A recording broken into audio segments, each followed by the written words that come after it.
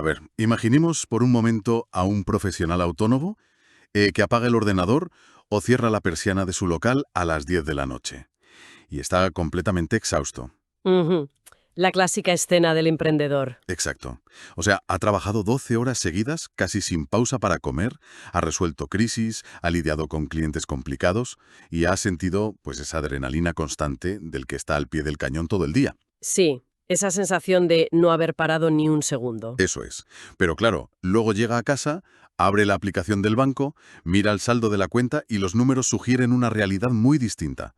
Es como si, viéndose dinero, apenas hubiera trabajado un par de horas en todo el mes. Madre mía, es que esa discrepancia duele solo de escucharla. Y es un escenario dolorosamente común, ¿verdad? Realmente no avanza.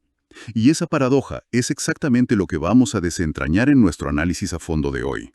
Y me parece un tema fundamental, porque además es algo que a menudo se vive en un silencio lleno de frustración.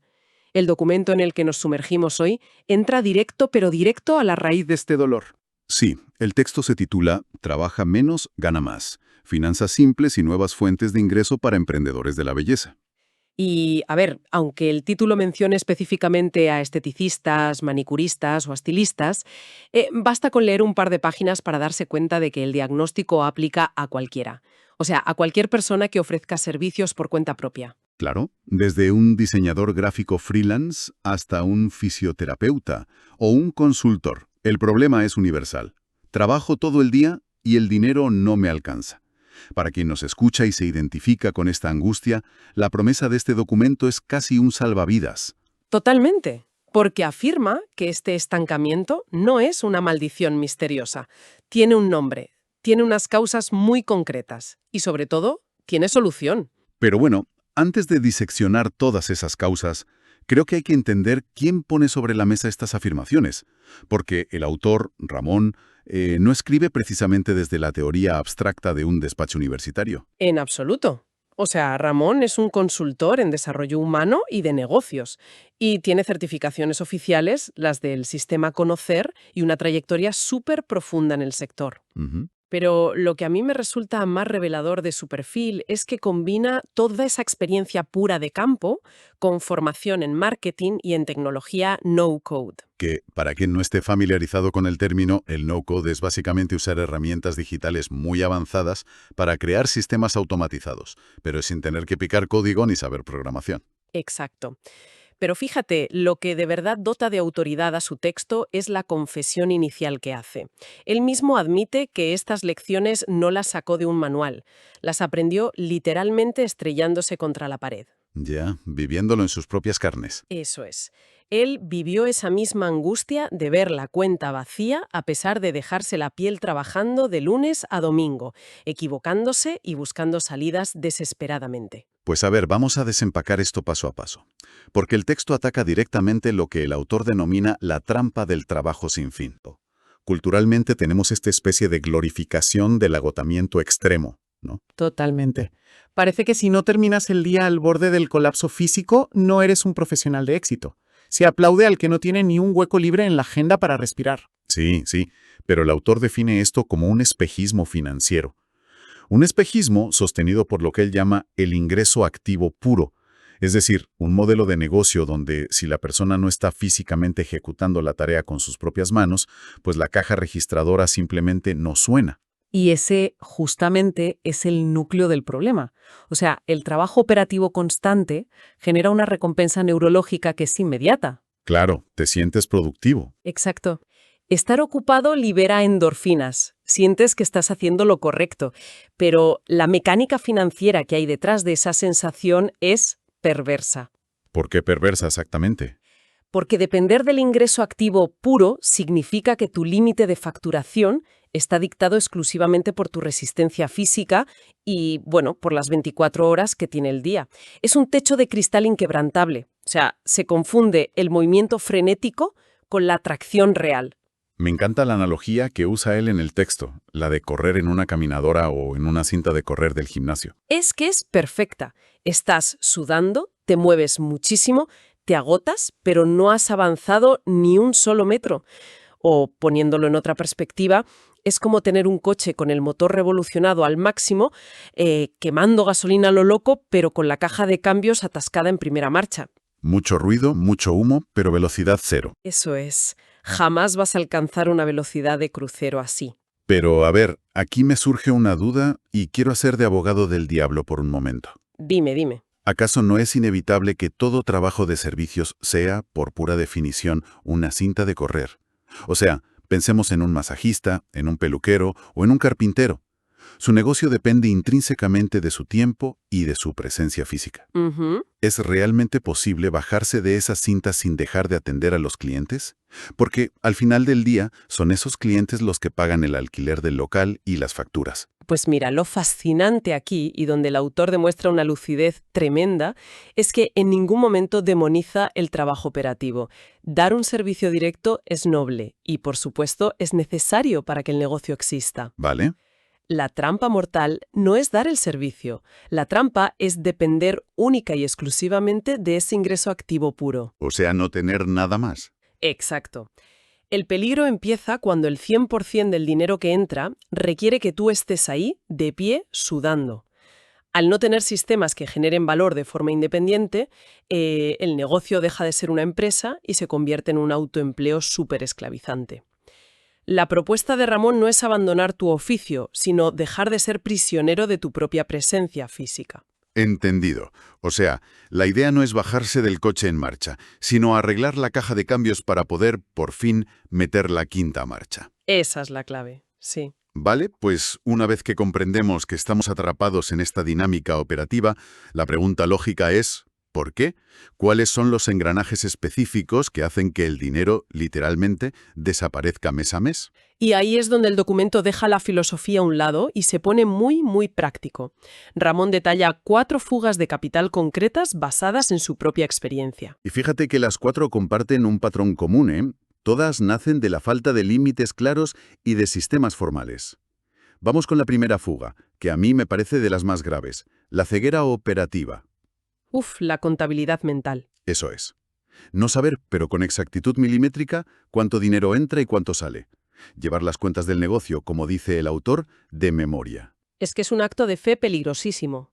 Y ocurre muchísimo más de lo que la gente admite, ¿eh? Pero, ¿por qué pasa tanto? Es pura pereza. No es solo pereza. Hay un sesgo cognitivo importante aquí. La memoria humana es tremendamente optimista con los ingresos, pero convenientemente olvidadiza con los gastos. O sea, nos engañamos a nosotros mismos. Totalmente. A nivel psicológico, hay un miedo subyacente a enfrentar los números reales, porque claro, ver un Excel en rojo podría confirmar que el negocio no es tan viable como nos gustaba pensar, y al operar de memoria, le abres la puerta de par en par a los temidos gastos hormiga. Madre mía, los gastos hormiga, el café de media mañana. El café, un material extra que compras en la tienda de al lado porque es una urgencia y no miras el precio, una pequeña suscripción de software que ni usas. Son fisuras pequeñitas, minúsculas, pero que mes a mes hunden el margen de beneficio por completo. Manejar un negocio así es como pilotar un avión en medio de una tormenta, pero con todos los instrumentos apagados. Y si pilotar a ciegas es grave, la segunda fuga que menciona Ramón agrava la situación, pero de forma exponencial. Me refiero a mezclar el dinero personal con el del negocio. El clásico error de usar la cuenta de la empresa como si fuera un cajero automático personal. Exactamente.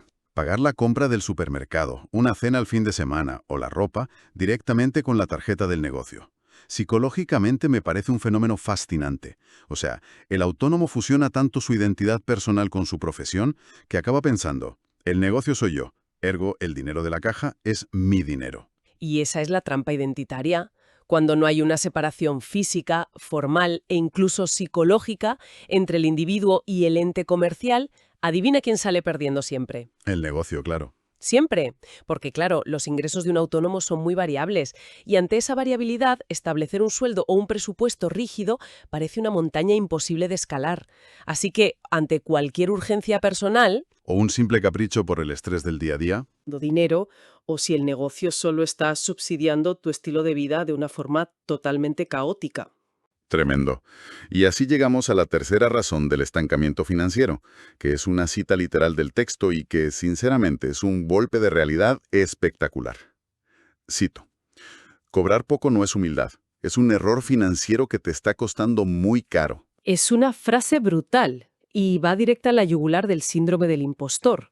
Habla de fijar precios que simplemente no cubren los costes reales. Claro, cobrar según lo que dicta el mercado o lo que cobra el local de enfrente, intentando adivinar cuánto estará dispuesto a pagar el cliente. Sí, auditan el coste de los materiales y a lo mejor el tiempo exacto que tardan en dar el servicio y punto. Pero se dejan fuera cosas vitales: el desgaste físico, las horas de traslado, los impuestos y, sobre todo, la experiencia acumulada. Fíjate, este concepto de la experiencia, me vas a permitir que haga una analogía que me ha venido a la cabeza leyendo esta parte. A ver, cuenta. Cuando alguien se compra un teléfono móvil de estos de altísima gama, no sé, de 1.500 euros, no está pagando por un trozo de cristal, un poco de aluminio y una batería de litio. O sea, el coste literal de esos materiales en una fábrica es ínfimo, Ujú. céntimos casi. Lo que realmente está pagando el consumidor es la inversión salvaje de miles de millones de euros en investigación y desarrollo que esa empresa tecnológica hizo durante años para que ese dispositivo funcione sin ningún fallo. Es que es una comparación buenísima. Pues en los servicios pasa exactamente lo mismo, ¿no? El cliente no te está pagando solo por los 30 minutos que tardas en cortarle el pelo, o por la hora que dedicas a redactar un contrato legal. Claro que no. Te está pagando por los 5, 10 o 15 años de investigación y desarrollo personal que tú, como profesional, llevas a tus espaldas. Los cursos pagados, las horas sin dormir, los errores. Exacto. Y regalar tu trabajo tirando los precios es, básicamente, ignorar todo ese I+D personal que te ha costado lágrimas conseguir. Qué locura no verlo así. Bueno, y finalmente tenemos la cuarta trampa que cierra este círculo vicioso. Tener una sola fuente de ingresos. Que suele ser la consecuencia directa de las 3 primeras. Si cobras poco, gastas de forma desordenada y encima no sabes ni cuánto entra, te quedas anclado a la necesidad imperiosa de seguir trabajando con tus propias manos, sin parar. Claro, y te vuelves extremadamente vulnerable. Un mes malo, una simple gripe que te deje en la cama 2 semanas o la pérdida de un cliente fuerte y tus ingresos se desploman a cero en cuestión de horas. Es una fragilidad financiera absoluta. Pero, a ver, siendo empáticos con quien nos escucha, llegar a este punto del análisis puede ser súper intimidante. ¿No crees que exigirle a alguien que ya está física y mentalmente agotado que busque otra fuente de ingresos es pedirle un imposible? O sea, ¿cómo se le dice a alguien exhausto que genere más dinero? Es una pregunta súper lícita. Pero la clave aquí es que Ramón no está sugiriendo que busques otro trabajo operativo que te quite más horas. La solución pasa por crear fuentes que generen dinero incluso cuando tú no estás trabajando activamente. Vender productos complementarios, automatizar citas, crear infoproductos. Se trata de construir sistemas, no de doblar tus horas de sudor. Vale, tiene todo el sentido. Sistemas, no más horas. Bien, ahora que conocemos estas 4 trampas de memoria, es fácil caer en la parálisis por análisis. Alguien podría estar pensando, madre mía, cumplo las 4, estoy perdido. Y el caos financiero, además, suele llevarse en secreto y con muchísima vergüenza. Pero por suerte, el documento no se limita a meternos el dedo en la llaga. Propone una herramienta buenísima para no agobiarse. Un método de diagnóstico brutalmente honesto. Un test rápido de 5 preguntas. Sí, un test de respuestas cerradas, sí o no. Y como es una auditoría privada y nadie más va a ver tus respuestas, la honestidad aquí tiene que ser implacable. No valen los yo creo que sí o los casi siempre. Vamos a repasar estas 5 preguntas porque la formulación no da lugar a dudas. La primera es, ¿se sabe exactamente cuánto dinero entra al mes? Y repito, exactamente al céntimo. Segunda, ¿están separadas las cuentas personales de las del negocio?